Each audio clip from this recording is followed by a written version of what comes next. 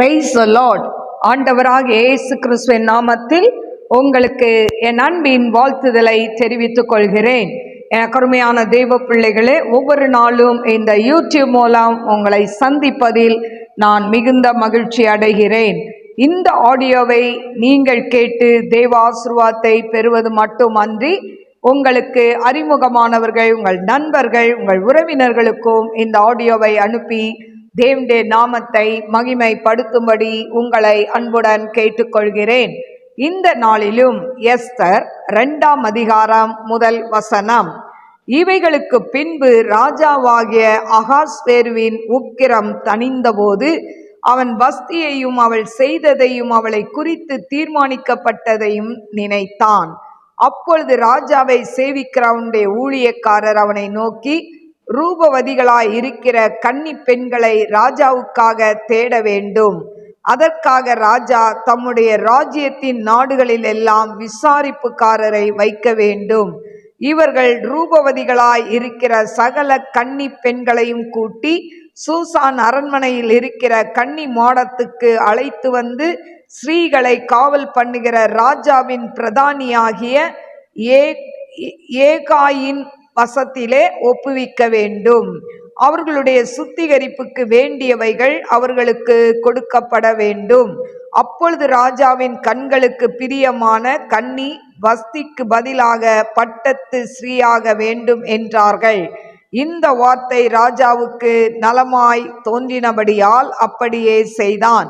அப்பொழுது சூசான் அரண்மனையிலே பென்யமீனியனாகிய கீசின் குமாரன் சீமேயினுடைய மகனாகிய யாவீரின் குமாரன் மொர்தகாய் என்னும் பேருள்ள ஒரு யூதன் இருந்தான்.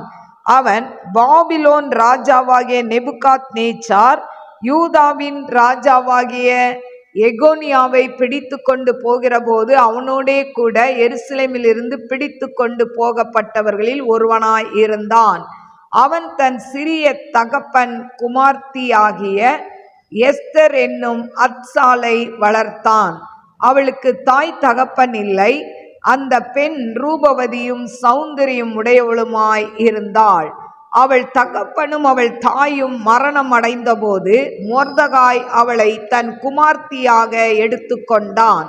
ராஜாவின் கட்டளையும் தீர்மானமும் பிரசித்தமாகி அநேகம் பெண்கள் கூட்டப்பட்டு சூசான் அரண்மனையில் உள்ள ஏகாயின் வசத்தில் ஒப்புவிக்கப்படுகிற போது எஸ்தரும் ராஜாவின் அரண்மனைக்கு அழைத்து கொண்டு போகப்பட்டு ஸ்ரீகளை காவல் பண்ணுகிற ஏகாயின் வசத்தில் ஒப்புவிக்கப்பட்டாள். அந்த பெண் அவன் பார்வைக்கு நன்றாய் இருந்ததினால் அவளுக்கு அவன் கண்களிலே தயை கிடைத்தது. ஆகையால் அவளுடைய சுத்திகரிப்புக்கு வேண்டியவைகளையும் அவளுக்கு தேவையான மற்றவைகளையும் அவளுக்கு கொடுக்கவும் ராஜ அரண்மனையில் இருக்கிற 7 தாதிமார்களை அவளுக்கு நியமிக்கவும் ஜாக்கிரதைப்பட்டு கன்னிமாடத்தில் சிறந்த ஒரு இடத்திலே அவளையும் அவள் தாதிமார்களையும் வைத்தான். எஸ்தரோ வென்றால் தன் குலத்தையும் தன் பூர்வோத்தரத்தையும் அறிவிக்காதிருந்தாள். மொர்தகாய் அதை தெரிவிக்க வேண்டாம் என்று அவளுக்கு கற்பித்திருந்தான். எஸ்தருடைய சுக செய்தியையும் அவளுக்கு நடக்கும் காரியத்தையும் அறிய மொர்தகாய் நாடோறும் கன்னி மாடத்து முற்றத்துக்கு முன்பாக உலாவுவான்.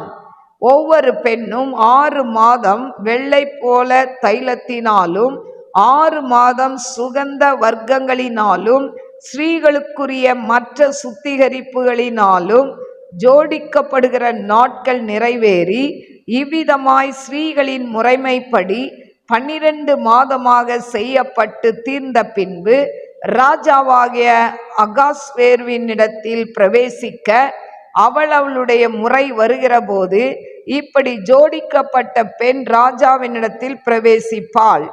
கன்னி மாடத்திலிருந்து தன்னோட கூட ராஜ அரண்மனைக்கு போக அவள் தனக்கு வேண்டுமென்று கேட்பவையெல்லாம் அவளுக்கு கொடுக்கப்படும். சாயங்காலத்தில் அவள் உள்ளே பிரவேசித்து காலமே அபிமான ஸ்ரீகளை காவல் பண்ணுகிற ராஜாவின் பிரதானியாகிய சாஸ்காசுடைய விசாரிப்புக்குள் இருக்கிற ஸ்ரீகளின் 2ஆம் மாடத்துக்கு திரும்பி வருவாள். ராஜா தன்னை விரும்பி பேர் சொல்லி அழைப்பித்தால் ஒழிய அவள் ஒருபோதும் ராஜாவினிடத்தில் பிரவேசிக்க கூடாது. மொர்தகாய் தனக்கு குமார்த்தியாய் ஏற்றுக்கொண்டவளும் அவன் சிறிய தகப்பனாகிய அபியாயேலின் குமாரத்தியுமான எஸ்தர் ராஜாவினிடத்தில் பிரவேசிக்கிறதற்கு முறை வந்தபோது அவள் ஸ்ரீகளை காவல் பண்ணுகிற ராஜாவின் பிரதானியாகிய ஏகாய் நியமித்த காரியமே அல்லாமல் வேறொன்றும் கேட்கவில்லை. எஸ்தருக்கு தன்னை காண்கிற எல்லார் கண்களிலும் தயை கிடைத்தது. அப்படியே எஸ்தர் ராஜாவாகிய அகாஸ்வேரு அரசாளுகிற 7ஆம் வருஷம் தேபேத் மாதமாகிய 10ஆம் மாதத்திலே ராஜாவினிடத்தில் அரண்மனைக்கு அழைத்து கொண்டு போகப்பட்டாள். ராஜா சகல ஸ்ரீகளை பார்க்கிலும் எஸ்தர் மேல் அன்பு வைத்தான். சகல கன்னிகைகளை பார்க்கிலும் அவளுக்கு அவன் சமூகத்தில் அதிக தயையும் பட்சமும் கிடைத்தது. ஆகையால் அவன் ராஜ கிரீடத்தை அவள் சிரசின் மேல் வைத்து அவளை வஸ்தியின் ஸ்தானத்திலே பட்டத்து ஸ்திரீயாக்கினான். அப்பொழுது ராஜா தன்னுடைய எல்லா பிரபுக்களுக்கும் ஊழியக்காரருக்கும் எஸ்தரின் நிமித்தம் ஒரு பெரிய விருந்து செய்து நாடுகளுக்கு சலக்கரணை உண்டாக்கி ராஜஸ்திதிக்கு தக்க வெகுமானங்களை கொடுத்தான். 2ஆம் தரம் கன்னிகைகள் சேர்க்கப்படும் போது மொர்தகாய் ராஜாவின் அரண்மனை வாசலில் உட்கார்ந்திருந்தான். எஸ்தர் மொர்தகாய் தனக்கு கற்பித்திருந்தபடி தன் பூர்வோத்தரத்தையும் தன் குலத்தையும் தெரிவிக்காதிருந்தாள். எஸ்தர் மொர்தகாய் இடத்திலே வளரும்போது அவன் சொற்கேட்டு நடந்தது போல இப்பொழுதும் அவன் சொற்கேட்டு நடந்து வந்தாள். அந்நாட்களில் மொர்தகாய் ராஜாவின் அரண்மனை வாசலில் உட்கார்ந்திருக்கிற போது வாசல் காக்கிற ராஜாவின் 2 பிரதானிகளாகிய பிக்தானும் தேரேசும் வர்மம் வைத்து ராஜாவாகிய அகாஸ்வேருவின் மேல் கை போட வகை தேடினார்கள். இந்த காரியம் மொர்தகாய்க்கு தெரிய வந்ததினால் அவன் அதை ராஜாத்தியாக எஸ்தருக்கு அறிவித்தான். எஸ்தர் மொர்தகாயின் பேரால் அதை ராஜாவுக்கு சொன்னாள். அந்த காரியம் விசாரிக்கப்படுகிற போது அது மெய்யென்று காணப்பட்டது. ஆகையால் அவர்கள் இருவரும் மரத்திலே தூக்கி போடப்பட்டார்கள். இது ராஜா சமூகத்திலே நாளாகம புஸ்தகத்திலே எழுதப்பட்டிருக்கிறது. எனக்கு அருமையான தேவ பிள்ளைகளே, இந்த நாளிலும் எஸ்தர் 2ஆம் அதிகாரம் 1 முதல் 23 வசனங்களை நான் வாசித்திருக்கிறேன். எனக்கு அருமையான தேவ பிள்ளைகளே, இந்த 2ஆம் அதிகாரத்துல இந்த ராஜா போதையெல்லாம் தெளிந்த பிறகு வஸ்திக்கு கொடுத்த தண்டனையை அவன் நினைச்சு பார்க்கறான். நினைச்சு பார்த்து அவன் என்ன பண்றான், இப்படி நினைத்து கொண்டு இருக்கும் போது அங்க இருக்கிறவங்கலாம் சொல்றாங்க ராஜாவுக்கு, அதாவது ரூபவதிகளை கன்னி பெண்களை ராஜாவுக்கு தேடணும்னு சொல்லி எல்லா நாட்டுக்கும் ஆள் அனுப்புறாங்க. அதுல அழகான பெண்களை அவங்க என்ன பண்றாங்க, கூட்டிட்டு வராங்க. கூட்டிட்டு வந்து பிரதானியாகிய யோகாய் என்கிறவன், அவன் தான் அதுக்கு பொறுப்பா இருந்தவன், அவன் கையில ஒப்பு கொடுக்கறாங்க.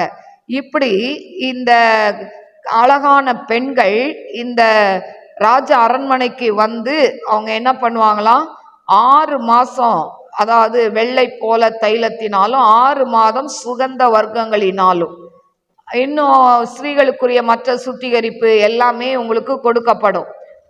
அதாவது 1 வருஷம் 12 மாதம் இவங்க என்ன பண்ணணும், தங்களை சுத்திகரித்து கொள்ள வேண்டும். இப்படி சுத்திகரித்து கொண்டு அதன் பிறகு ராஜா அந்த நாட்கள் வரும் பொழுது அவங்க என்ன பண்ணுவாங்க, ராஜாவுக்கு முன்பாக அனுப்பப்படுவார்கள். இப்படி ராஜாவுக்கு முன்பாக அனுப்பப்படுகிற அந்த பெண்கள்ல ராஜாக்கு யாரை பிடிக்குதோ அவங்களதான் என்ன பண்ணுவாரு, அந்த வஸ்திக்கு பதிலா பட்டத்து இளவரசியாய் மாற்றுவார். இப்போ பாத்தீங்கன்னா இந்த எஸ்தருக்கு எல்லார் கண்கள்லையும் தயை கிடைத்தது. அப்போ தன்னுடைய, அதாவது தன்னை எடுத்து வளர்த்த தன்னுடைய சிறிய தகப்பனாகிய மொர்தகாய்க்கு அவள் எல்லா விதத்திலையும் அவள் என்ன பண்றா, கீழ்ப்படுகிறா. எப்படி அவனோடு இருக்கும்போது கீழ்ப்படிஞ்சாலோ அதே போல இப்ப அரண்மனைக்கு வந்த பிறகும் அவள் என்ன பண்றா, அந்த மொர்தகாய் சொற்படி அவள் கேட்டு நடக்கிறதை நாம் பார்க்கிறோம். எனக்கு அருமையான தெய்வ பிள்ளைகளே, இதுல இப்படி அதாவது அழகான பெண்கள் கன்னி மாடத்துல கூட்டி சேர்க்கப்படுறாங்கல்ல, இவங்களுடைய நிலைமை ரொம்ப பரிதாபமான ஒரு காரியம். ஏன்னு சொன்னா, இதுல செலக்ட் பண்ணிட்டு மீதி பேர்லாம் என்ன பண்ணுவாங்க, அங்கேயே அந்த அரண்மனை மாடத்துல என்ன பண்ணுவாங்க, அவங்கள காவல் வைத்திருப்பார்கள். அவங்களுக்கு வேண்டியதெல்லாம் கொடுப்பாங்க. அதாவது என்ன சொல்றது, அவங்களுக்கு ஒரு பணக்கார சிறை, எல்லாமே கிடைக்கும், சுகபோகமா இருக்கலாம். ஆனா அதாவது ஆண் துணை மட்டும் கிடையாது. ராஜா எப்பவாவது தேவைப்படும் போது அந்த பெண்கள்ல யாரையாவது ஒருத்திய செலக்ட் பண்ணுவார். அப்படிதான் இவங்கெல்லாம் என்ன பண்ணணும், அந்த அந்த மாடத்துல என்ன பண்ணணும், இவங்கெல்லாம் வாழ்நாள் ஃபுல்லா ஒரு கைதிகளை போல அங்க இருக்கணும். பாருங்க, இப்படிப்பட்ட கொடுமை அந்த நாட்கள்ல இருந்ததை நாம் பார்க்கிறோம். இப்போ 2ஆம் அதிகாரம் 6ஆம் வசனத்துல மொர்தகாய் எகோனியாவோடு கிமு 598 597 கைதியாக கொண்டு வரப்பட்டவர். அதனால எஸ்தர் அதாவது இந்த எஸ்தர் ராஜாத்தின் காலம் எஸ்ரா நெகேமியா அந்த இவர்கள் காலத்துக்கு முந்தி இந்த நிகழ்ச்சி நடந்தது என்று சொல்லப்படுகிறது. கருமையான தேவ பிள்ளைகளே, இப்போ பாருங்க, இந்த எஸ்தருக்கு தாய் தகப்பன் இல்லை, ஆனால் அவளுக்கு அழகு இருந்தது. ஆனால் இப்படிப்பட்ட இந்த எஸ்தரை தான் மொர்தகாய் தனக்கு அதாவது தன்னுடைய குமார்த்தியாக அவளை எடுத்து வளர்க்கிறதை நாம் பார்க்கிறோம். கருமையான தேவ பிள்ளைகளே, நீ ராஜா அரண்மனைக்கு போ, ஆனா உன்னுடைய குலத்தையும் பூர்வ கால எதையுமே என்ன பண்ணக்கூடாது, சொல்லக்கூடாதுன்னு சொல்லி மொர்தகாய் எச்சரித்து வைத்திருந்தான். அதன்படி அவ என்ன பண்ணல, எதுவுமே அவ அங்க சொல்லல. கருமையான தெய்வ பிள்ளைகளே, இப்படி இருக்கும்போது பார்த்தீங்கன்னா 2ஆம் அதிகாரம் 21 23 வரைக்கும் இந்த மொர்தகாய் அந்த அரண்மனை முற்றத்திலேயே அவன் என்ன பண்ணுவான், இருப்பான். இந்த அரண்மனை முற்றத்தில் அவன் இருக்கிறான்னா நிச்சயமா நல்ல போஸ்டிங்ல இருந்திருக்கணும். பாருங்க, இப்போ 2 பேரு ராஜாக்கு விரோதமா தீங்கு செய்ய அவங்க என்ன பண்றாங்க, சதி பண்றாங்க. அதை இந்த மொர்தகாய் என்ன பண்றான், கண்டுபிடிச்சி அதை இந்த எஸ்தர் மூலமா ராஜாவுக்கு அறிவிக்க சொல்றான். அப்போ எஸ்தர் இந்த மாதிரி மொர்தகாய்ன்றவர் இதை கண்டுபிடிச்சாருன்னு சொல்லி அங்க ராஜா கிட்ட சொல்றான். ஆனா சொன்ன உடனே அவங்க 2 பேரும் அவங்கள தூக்கல போட்டுறாங்க. எனக்கு அருமையான தெய்வ பிள்ளைகளே, பாருங்க, அந்த எஸ்தர் மொர்தகாய் சொன்ன எல்லா காரியத்துக்கும் அவன் என்ன பண்ணா, கீழ்ப்படிந்து இருந்தா. எனக்கு அருமையான தெய்வ பிள்ளைகளே, இப்படி இருக்கும் பொழுது அந்த ராஜா கிட்ட அதாவது வரும்போது பார்த்தீங்கன்னா, அதாவது ராஜா கிட்ட வரும்போது ராஜா என்ன பண்றாரு, எல்லாம் அதாவது ஒவ்வொருத்தரையா அந்த கன்னி பெண்களை அனுப்புறாங்க. அனுப்பும்போது இந்த எஸ்தருடைய டேன் வருது. இவ மற்றவங்களாம் என்ன பண்றாங்க, அந்த அதாவது அவங்க மேக்கப்புக்கு கொடுக்குற எல்லாத்த காட்டிலும் இன்னும் கேட்டு வாங்கிக்கிறாங்க. ஆனா எஸ்தர் அவன் என்ன கொடுத்தானோ அவ்வளவுதான், அதுக்கு மேல எதையும் கேட்டு வாங்கல. ஆனாலும் எஸ்தருக்கு எல்லார் கண்கள்லையும் என்ன பண்ணிச்சான், ஆண்டவர் தயை கிடைக்க வைத்தார். பாருங்க, இதுல 17ஆவது வசனத்துல அந்த ராஜா பார்க்கிறாரு, எல்லா பெண்களை எல்லா ஸ்திரீகளை பார்க்கிலும் எஸ்தர் மேல இவன் என்ன பண்றான், அன்பு வைக்கிறான்னு சொல்லப்பட்டிருக்கு 17ஆம் வசனம். எல்லா கன்னிகளை பார்க்கிலும் அவளுக்கு அவன் சமூகத்தில் அதிக தயவும் பட்சமும் இருந்தது. ஆகையால் அவன் என்ன பண்றான், ராஜ கிரீடத்தை அவள் சிரசின் மேல் வைத்து அவளை வஸ்தியின் ஸ்தானத்திலே பட்டத்து ஸ்திரீ ஆக்கினான். இப்ப அந்த வஸ்திக்கு பதிலா யார பட்டத்து ராணி ஆக்கி இருக்கிறான், இந்த எஸ்தர் ராஜாத்திய. எனக்கு அருமையான தெய்வ பிள்ளைகளே, பாருங்க, இந்த எஸ்தர் சாதாரண குடும்பத்துல பிறந்து வளர்ந்தவள், தாய் தகப்பன் இல்லாத ஒரு அனாதை. ஆனால் தன்னுடைய வளர்ப்பு தகப்பனிடத்துல மொர்தகாய் இடத்துல அவள் அடங்கி நடந்து அவள் உண்மையா இருந்தபடினால ஆண்டவர் அவளை என்ன பண்றாரு, உயர்த்தி ஆசிர்வதிக்கிறதை நாம் பார்க்கிறோம். இன்றைக்கும் நாம் ஆண்டவருக்கு உண்மையா இருக்கும் பொழுது ஆண்டவர் உங்களையும் தேவன் இப்படி உயர்த்தி ஆசிர்வதிக்க அவர் வல்லவராய் இருக்கிறார். அதனால நாம் ஆண்டவருக்கு எல்லா விதத்திலையும் நாம் உண்மை உள்ளவர்களாய் இருப்போம். கர்த்தர் நம் வாழ்க்கையில பெரிய காரியங்களை செய்வார். கண்களை மூடி நாம் செபிப்போம். ஸ்தோத்திரிக்கிறேன் ஆண்டவரே, பரிசுத்தமுள்ள நல்ல தகப்பனே, உமக்கு ஸ்தோத்திரிக்கிறப்பா. ராஜாக்களை தள்ளி ராஜாவை ஏற்படுத்துவேன் என்று சொன்ன தேவன் ஆண்டவரே, வஸ்தி கீழ்ப்படியாதனால அப்பா அந்த இடத்துல கீழ்ப்படிதல் உள்ள ஒரு எஸ்தரை கொண்டு போய் நிறுத்தினீர். அதற்காய் ஸ்தோத்திரிக்கிறேன் ஆண்டவரே. நன்றியோடு ஸ்துதிக்கிறேன். இதை கேட்டுக்கொண்டு இருக்கிற ஒவ்வொரு பிள்ளைகளுடைய உள்ளத்திலே நீங்க பேசுங்கப்பா ஆண்டவரே. எஸ்தரை போல தகப்பனே ஆண்டவரே, ஒரு கீழ்ப்படிதல் உள்ள இருதயம் ஆண்டவரே, ஒரு அடக்கமான ஆண்டவரே குணம் பிள்ளைகளுக்குள்ள இருக்கணும் ஆண்டவரே.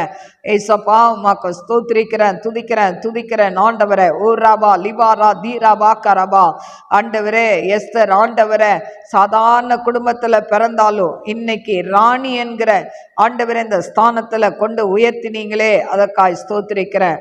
அடைய அன்பின் கரத்துல தாழ்த்தி ஒப்பு கொடுக்கிறேன் ஏசப்பா ஆண்டவரே. நீங்க பொறுப்பெடுத்துக் கொள்ளுங்க. இதை கேட்டுக்கொண்டு இருக்கிற ஒவ்வொரு பிள்ளைகளுடைய வாழ்க்கையிலையும் எந்த இடத்துல அவங்க நெருக்கப்படுறாங்களோ, தாழ்த்தப்படுறாங்களோ, எல்லாராலும் புறக்கணிக்கப்படுறாங்களோ, அந்த இடத்துல அவங்க தலையை உயர்த்தி ஆசீர்வதிங்கப்பா. நம்முடைய பிள்ளைகள் ஒவ்வொருத்தரையும் ஆசீர்வதிங்க. இந்த நாளில் திருமணமாகாத பிள்ளைகளுக்கு திருமணமாகட்டும், வேலை இல்லாத பிள்ளைகளுக்கு நல்ல ஜாபை கொடுங்கப்பா ஆண்டவரே. டிப்ரெஷன்ல இருக்கிற பிள்ளைகளுக்கு அந்த டிப்ரெஷன்ல இருந்து விடுதலையை தர வேண்டுமாறு ஜெபிக்கிறேன் ஆண்டவரே. அப்பா உமக்கு ஸ்தோத்திரிக்கிறேன், துதிக்கிறேன். செய்வன கட்டுல இருக்கிற பிள்ளைகளுக்கு அந்த செய்வன கட்டுல இருந்து விடுதலையை கொடுங்கப்பா. நாம மாத்திரம் மகிமைப்படட்டும். அவையாண்ட கரத்துல தாழ்த்தி ஒப்பு கொடுக்கிறேன். நீரே பொறுப்பெடுத்து வழி நடத்தும். இயேசுவின் நாமத்தில் கேட்கிறேன் பிதாவே, ஆமென். God bless you. God bless you.